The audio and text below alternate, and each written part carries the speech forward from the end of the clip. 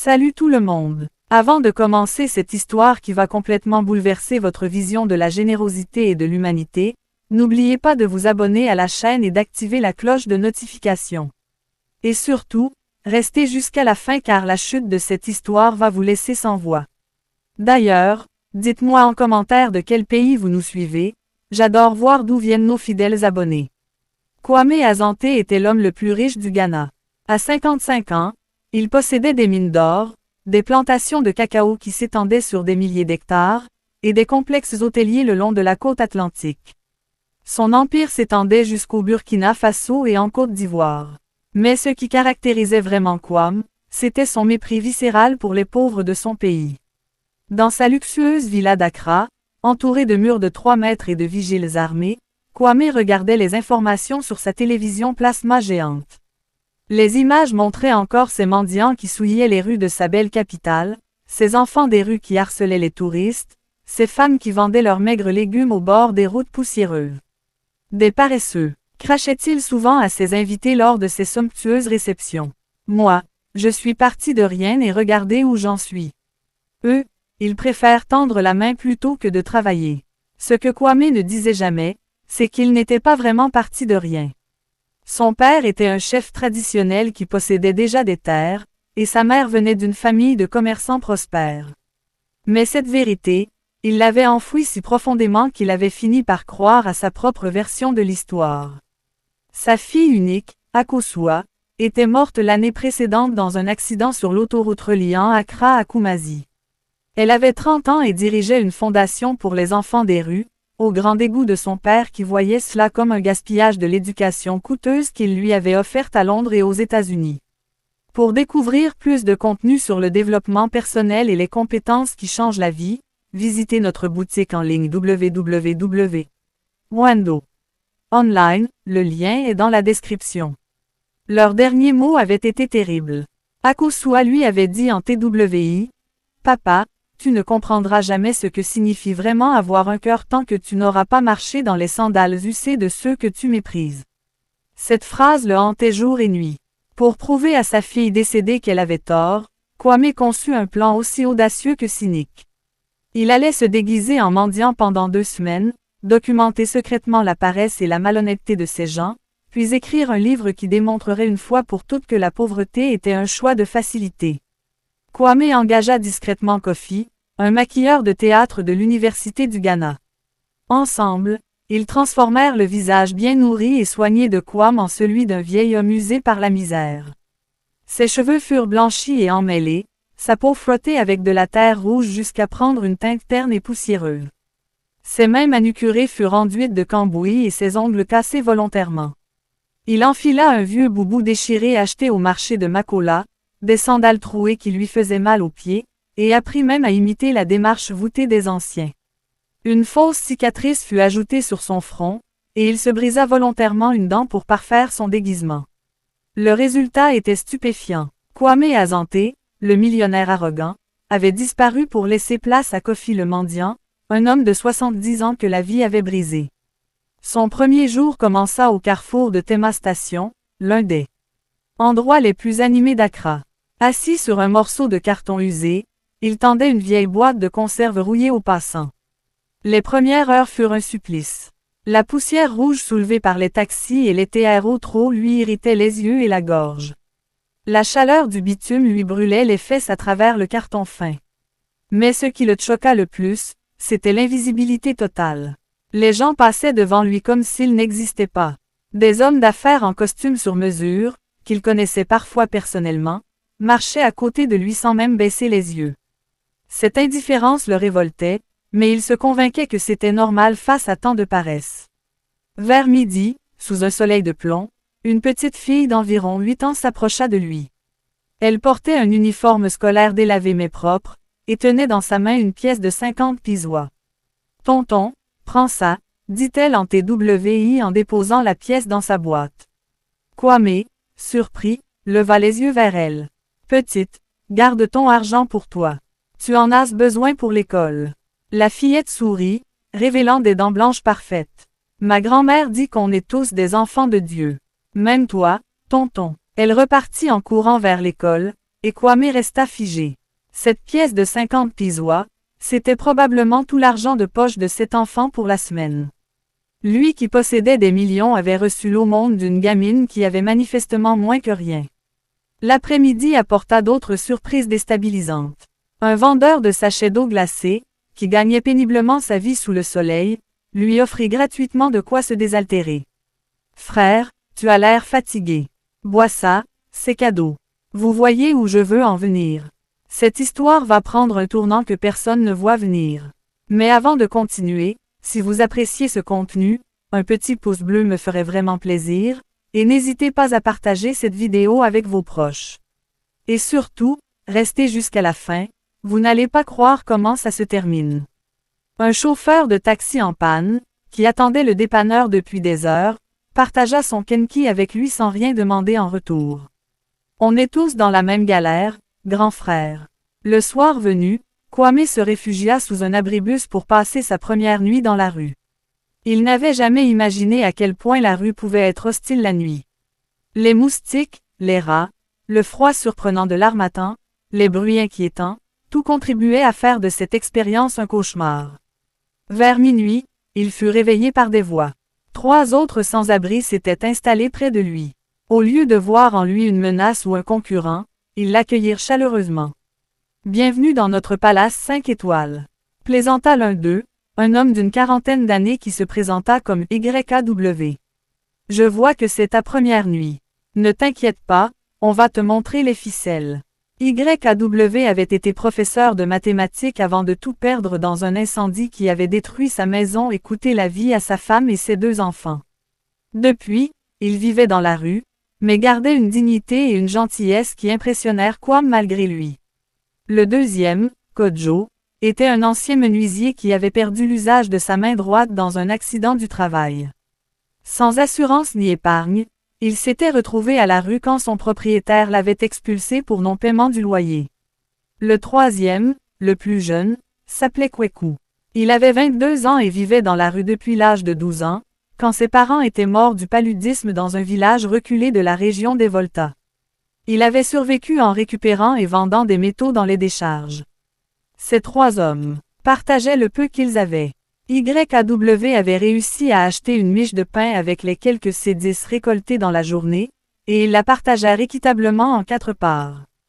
Kojo avait trouvé une bâche en plastique qu'ils utilisaient comme couverture commune. Kweku, malgré son jeune âge, veillait sur les autres comme un grand frère. « Tu vois, oncle Kofi, » dit YKW en s'adressant à Kwame, « la rue nous a enlevé nos maisons, nos familles, notre dignité aux yeux de la société. Mais elle ne peut pas nous enlever notre humanité. C'est tout ce qui nous reste, alors on la chérit. » Les jours suivants révélèrent à Kwame un monde qu'il n'avait jamais soupçonné. Il découvrit une solidarité extraordinaire entre les déshérités. Mama Esi, une vendeuse de fruits ambulante qui gagnait à peine de quoi nourrir ses 3 enfants, donnait régulièrement ses fruits abîmés aux sans-abri plutôt que de les jeter. Oncle Nana, un cordonnier installé sous un arbre, réparait gratuitement les sandales des mendiants, même quand ses propres enfants manquaient de cahiers pour l'école. « Dieu nous voit tous », disait-il simplement. Kwame assista à des scènes qui brisaient ses certitudes une à une. Il vit YKW, l'ancien professeur, donner des cours gratuits de lecture aux enfants des rues sous un réverbère le soir. Il vit Kojo, le menuisier manchot, fabriquer des jouets en bois avec sa main valide pour les offrir aux petits orphelins du quartier.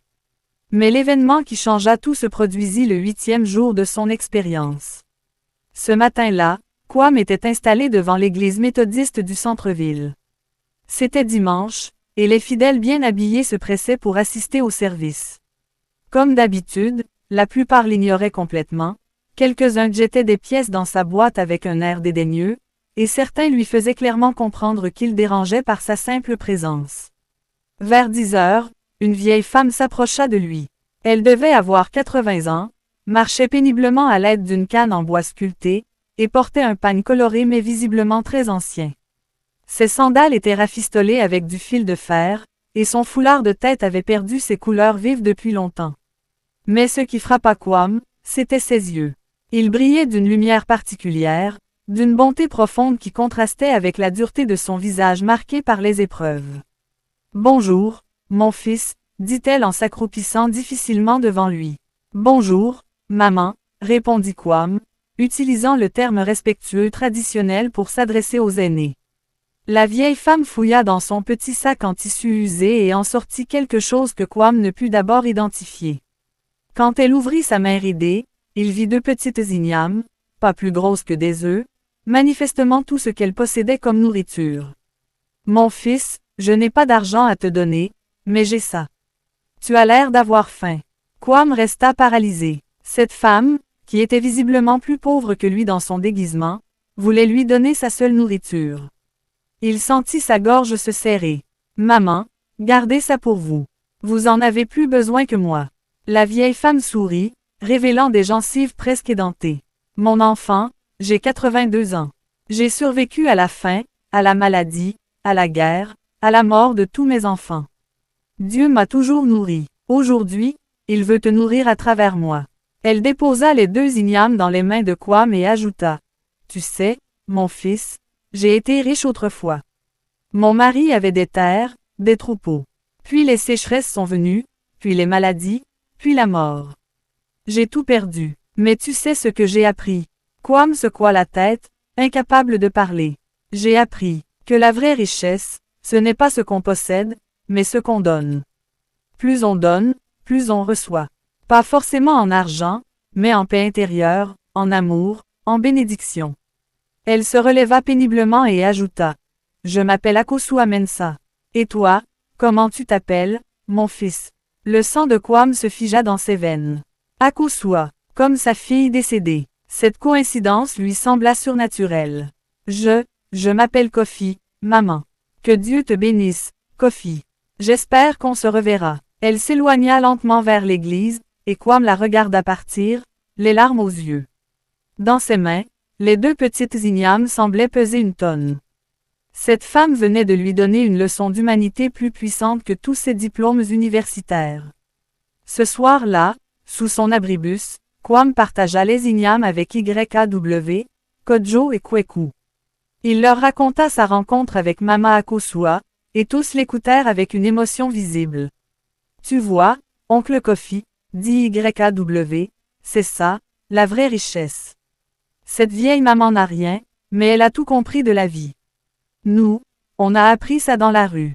Mais toi, d'où tu viens, tu ne pouvais pas le savoir. Cette remarque frappa Kwame comme un coup de massue. YAW avait-il deviné quelque chose? Il décida de ne pas répondre, mais la graine du doute était plantée.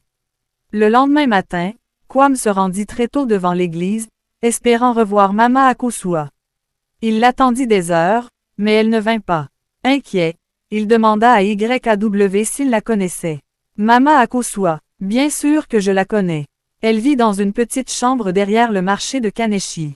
Mais pourquoi tu demandes ça? Elle m'a donné à manger hier. Je voulais la remercier. YAW le regarda étrangement. Tu sais, oncle Kofi, Mama Akosua ne mange qu'1 jour sur 2.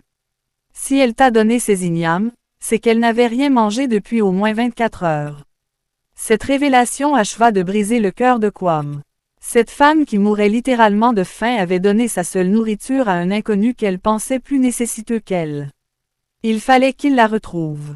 Avec l'aide de YAW, Kwame se rendit au marché de Kaneshie. Ils trouvèrent facilement la petite chambre de Mama Akosua, une pièce de 3 mètres sur 2, au sol en terre battue, meublée seulement d'un matelas usé posé à même la terre et d'une calebasse pour l'eau. Mama Akosua était allongée sur son matelas, visiblement très faible. En les voyant entrer, elle sourit malgré son état. « Kofi, mon fils, tu es venu me voir. » Kwame s'agenouilla près d'elle. « Maman, comment vous sentez-vous? »« Je vais bien, mon enfant. Juste un peu fatigué. » Mais Kwame voyait bien qu'elle était épuisée par la faim et probablement malade. Il avait envie de tout avouer, de révéler sa vraie identité, de l'emmener immédiatement à l'hôpital privé le plus cher d'Accra. Mais quelque chose le retenait. Au lieu de cela, il sortit discrètement de la chambre et demanda à YAW de rester avec elle. Il courut jusqu'au marché, acheta de la nourriture, des médicaments de base, et revint rapidement. « Maman, j'ai trouvé du travail aujourd'hui. J'ai pu acheter ça pour vous remercier de votre gentillesse. Mama Akosua le regarda avec des yeux brillants de larmes. Mon fils, tu n'avais pas besoin de faire ça. Mais que Dieu te bénisse. Pendant qu'elle mangeait lentement le riz qu'il avait acheté, elle lui raconta son histoire. Née dans un village de la région d'Ashanti, elle avait épousé un fermier prospère et eut 6 enfants. La sécheresse des années 80 avait détruit leur culture. Ses enfants étaient morts un à un de malnutrition et de maladie. Son mari était mort d'un chagrin mêlé d'épuisement. Seule au monde, elle était venue à Accra dans l'espoir de trouver du travail. Mais à son âge, personne ne voulait l'embaucher. Elle survivait en vendant des sachets d'eau glacée quand elle en avait la force, et en comptant sur la générosité des autres le reste du temps. Mais tu sais, Kofi, je ne regrette rien. Toutes ces épreuves m'ont appris que l'amour est la seule chose qui compte vraiment. L'amour qu'on donne, l'amour qu'on reçoit. Le reste, c'est du vent. Cette nuit-là, Kwame ne ferma pas l'œil. Il repensait aux paroles de sa fille Akosua.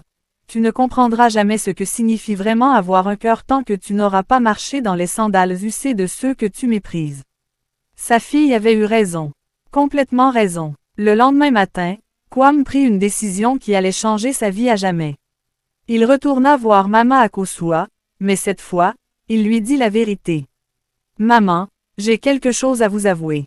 Je ne suis pas vraiment un mendiant. J'étais, un homme riche qui voulait prouver que les pauvres étaient des paresseux. Il s'attendait à de la colère, du dégoût, de la déception. Mais Mama Akosua se contenta de sourire. Je sais, mon fils.